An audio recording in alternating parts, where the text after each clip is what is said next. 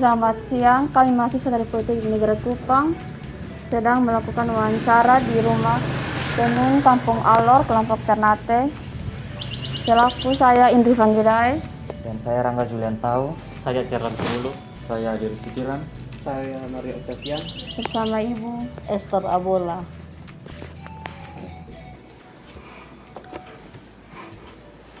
Sudah?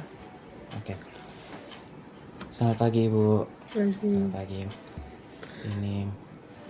Ini ada sedikit pertanyaan mengenai wawancara yang akan kami lakukan. Yang pertama, coba Ibu cerita secara singkat sejarah awal mula dibentuk rumah tenun ini, Ibu. Nah, awalnya itu kan hobi ya. Jadi dari hobi itu saya belajar. Jadi ceritanya saya bukan penenun. Dari hobi kemudian saya belajar. Terus satu waktu ketika dikasih kesempatan untuk memilih untuk berusaha, akhirnya pilihan ini sebagai usaha karena waktu itu memang tenunannya lagi sedang booming.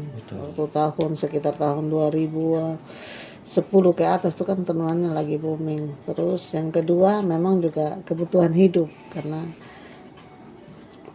tujuannya untuk membantu suami. Yang ketiga itu karena saya melihat bahwa penenun itu sudah semakin sedikit, padahal tenun kita itu sudah sangat dikenal. Jadi tujuan yang ketiga itu untuk melestarikan tenun. Jadi mengenai karyawan atau anggota di sini itu ada beberapa anggota dan kualitas karyawan seperti apa yang Ibu mau? Awalnya itu juga saya menghimpun masyarakat sekitar sini, saya melatih mereka, habis dari itu terpilih 10 orang.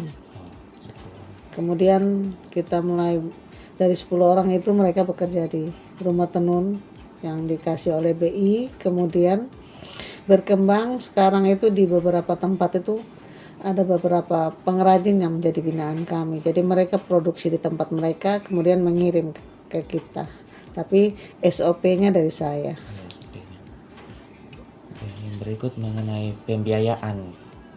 Itu dibiayai oleh pemerintah, dibiayai sendiri atau kemana Ibu untuk semua fasilitasnya? Ini 100% pribadi.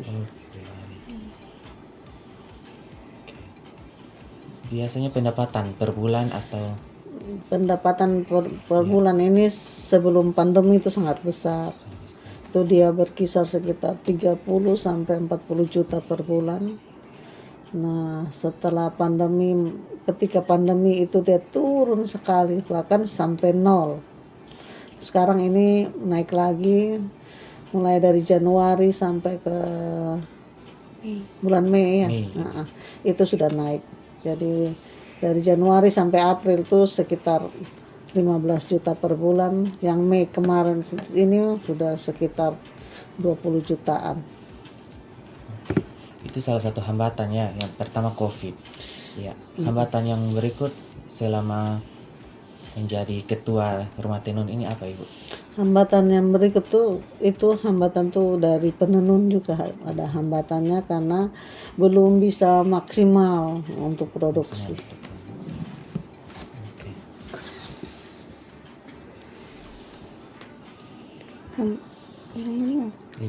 Seperti namanya apa tempat ini hanya menenun untuk alor saja? Kalau ini karena kemarin itu ada program Wastra Nusantara di Bank Indonesia, jadi kami terpilih mewakili Kabupaten Alor. Jadi karena di Alor itu juga memproduksi 3 jenis tenun, kami mampu mengerjakan dari daerah lain. Jadi hanya bukan untuk Jadi bukan hanya untuk alor saja Ibu. Bukan alor saja, Semua karena di tenun. alor itu ada tenun sotis, ada tenun ikat, ada tenun buna. Jadi kami mampu mencontoh dari daerah lain. Tips usaha Ibu bermutu. Tips untuk usaha Ibu bermutu. Apa? Tips untuk usaha Ibu bermutu. Kalau tips dari saya ya Yang penting kita mau berusaha apapun itu, yakin bahwa usaha yang kita jalani itu benar, jujur, pasti maju. Betul. Itu ada suatu kualitas ya, Ibu. Kalau harapan ibu selama ini belum tercapai apa ya? Apa? Harapan untuk tenun alit yang belum tercapai. Kalau harapan saya ini lebih ke adik-adik semua ya, jadi lebih ke melestarikan. Jadi tenun ini kan yang kita tahu ini kan warisan budaya.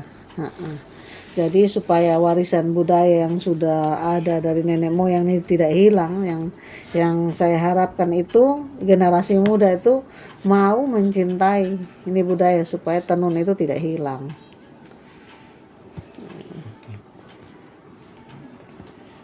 Oke, ya, sudah. Yang tahap berikut Ibu ke perkenalan dia punya tempat di sini dan tempat di sana. Ya. Oke. Tenun Alor ini ada 2 tempat yang bisa dikunjungi, yaitu 1 tempat produksi dan 1 tempat pemasaran, yaitu galeri. Nah, khusus untuk produksi itu kan tenun itu ada 3 jenis tenunan dengan prosesnya yang berbeda-beda. Jadi kalau untuk tenun ikat awalnya itu menggulung benang, kemudian menghani, lalu mengangkat motif, penjelipan warna, baru ditenun. Nah, untuk tenun sotis menggulung benang, kemudian menghani, lalu ditenun. Jadi proses pembuatan motifnya itu pada saat menenun. Begitu juga dengan tenun lunak, menghani, kemudian menggulung benang, kemudian menghani, kemudian menenun. Nah, pada saat menenun baru diselipkan benang motifnya. 3 proses penurunan itu. Kalau dalam proses seperti itu lama. Kalau untuk tenun ikat tuh untuk proses pembuatan motif saja itu biasanya 1 minggu. Kemudian untuk proses menenunnya itu tergantung besar kecilnya kain.